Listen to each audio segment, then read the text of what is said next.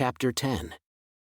And in the 7th year, Jehoiada strengthened himself and took the captains of hundreds, Azariah the son of Jeraham, and Ishmael the son of Jehohanan, and Azariah the son of Obed, and Messiah the son of Adiah, and Elishaphat the son of Zichri, into covenant with him.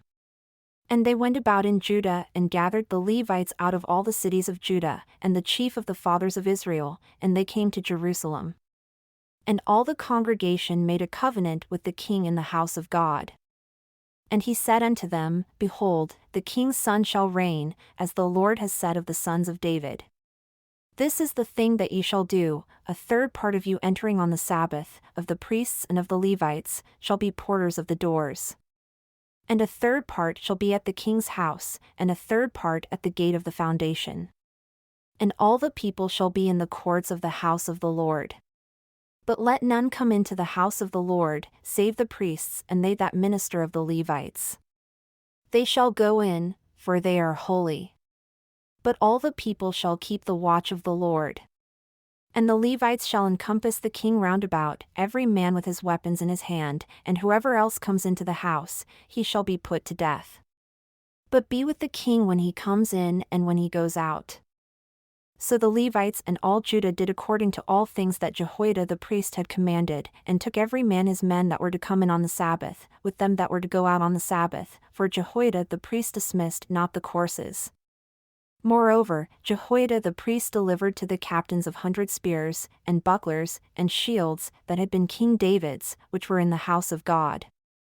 And he set all the people, every man having his weapon in his hand, from the right side of the temple to the left side of the temple, along by the altar and the temple, by the king round about. Then they brought out the king's son, and put upon him the crown, and gave him the testimony, and made him king.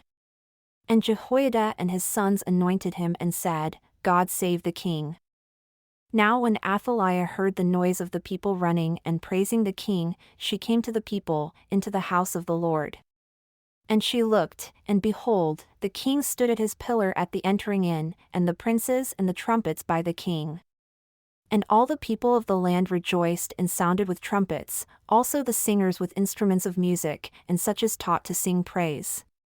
Then Athaliah rent her clothes, and said, Treason, treason. Then Jehoiada the priest brought out the captains of hundreds that were set over the host, and said unto them, Have her out of the ranks, and whoever follows her, let him be slain with the sword, for the priests said, Slay her not in the house of the Lord. So they laid hands on her, and when she had come to the entrance of the horse gate by the king's house, they slew her there. And Jehoiada made a covenant between him and between all the people, and between the king, that they should be the Lord's people. Then all the people went to the house of Baal and broke it down, and broke his altars and his images in pieces, and slew Mutton the priest of Baal before the altars.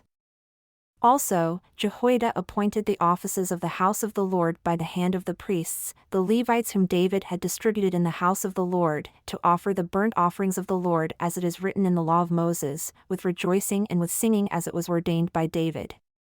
And he set the porters at the gates of the house of the Lord, that none who was unclean in anything should enter in. And he took the captains of hundreds, and the nobles, and the governors of the people, and all the people of the land, and brought down the king from the house of the Lord. And they came through the high gate into the king's house and set the king upon the throne of the kingdom. And all the people of the land rejoiced. And the city was quiet after they had slain Athaliah with the sword.